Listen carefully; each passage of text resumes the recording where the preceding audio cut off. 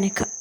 இரவு நேர பிரதான செய்திகளின் ஊடாக நர்மதா சிறில். முதலில் தலைப்பு செய்திகள். மாகாண சபை தேர்தலை நடத்துவதில் சந்தேகம்.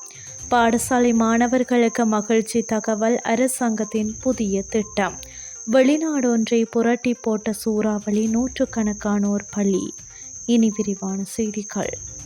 மாகாண சபை தேர்தல்களை நடத்துவதற்கான சட்டம் ஏற்கனவே ரத்து செய்யப்பட்டுள்ளதால் எதிர்வரும் ஆண்டில் மாகாண சபை தேர்தல்கள் நடத்தப்படாது என செய்திகள் வெளியாகி வருகின்றன.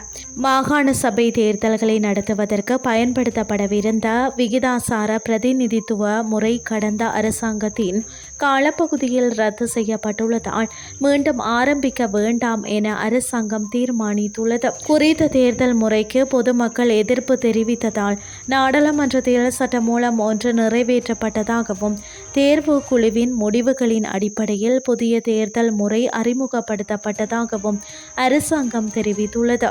எனினும் இவ்வாறு கொண்டுவரப்பட்ட புதிய தேர்தல் முறையும் தற்போது செயல்படவில்லை.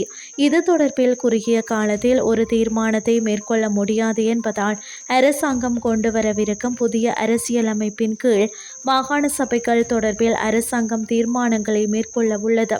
அதன்படி எதிர்வரும் ஆண்டு மாகாண சபை தேர்தல்கள் நடத்தப்படாது என்பது உறுதியாக தெரிய வருகின்றமை குறிப்பிடத்தக்கது.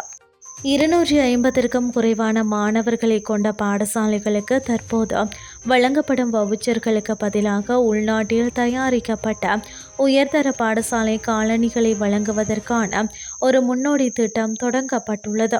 இந்த திட்டம் தொடர்பில் இன்று அமைச்சர் சுனில் கிந்துநேத்தி தலைமையில் கைத்தொழில் மற்றும் தொழில் முனைவோர் மேம்பாட்டு அமைச்சில் கலந்துரையாடப்பட்டுள்ளது. சோதனை கட்டத்தின் கீழ் மேற்கு மற்றும் தெற்கு மாகாணங்களில் உள்ள 1266 பாடசாலைகளை சேர்ந்த 1,45,723 மாணவர்களுக்கு உள்நாட்டில் தயாரிக்கப்பட்ட காலணிகள் வழங்கப்பட உள்ளன. உள்நாட்டு உற்பத்தியாளர்கள் ஒரு ஜோடிக்கு காலணிக்கு ரூபாய் 2100 செலவில் ஒரு வருட உத்தரவாதத்துடன் கூடிய தரமான காலணிகளை வழங்க ஒப்புக்கொண்டுள்ளதாக தெரிவிக்கப்படுகிறது.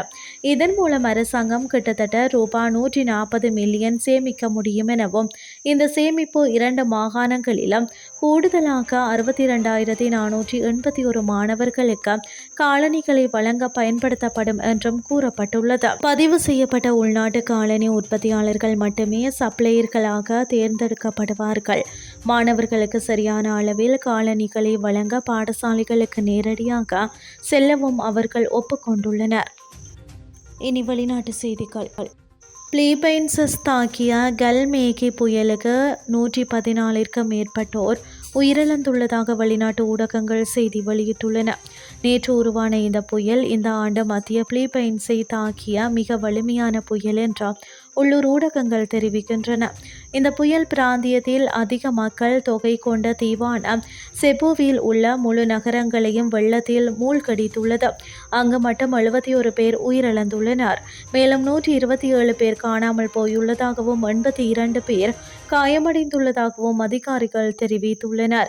பிலிப்பைன்ஸ் நாட்டை தாக்கிய கல்மேகி என்ற சூறாவளி காரணமாக பெய்த கனமழையுடன் ஏற்பட்ட வெள்ளப்பெருக்கில் சிக்கி 66 பேர் மேற்பட்டோர் உயிரிழந்துள்ளதாக வெளிநாட்டு ஊடகங்கள் செய்தி வெளியிட்டுள்ளன. இத்துடன் செய்திகள் யாவும் நிறைவடைகின்றது. அடுத்த காலை 8:30க்கு எதிர்பாருங்கள். நன்றி.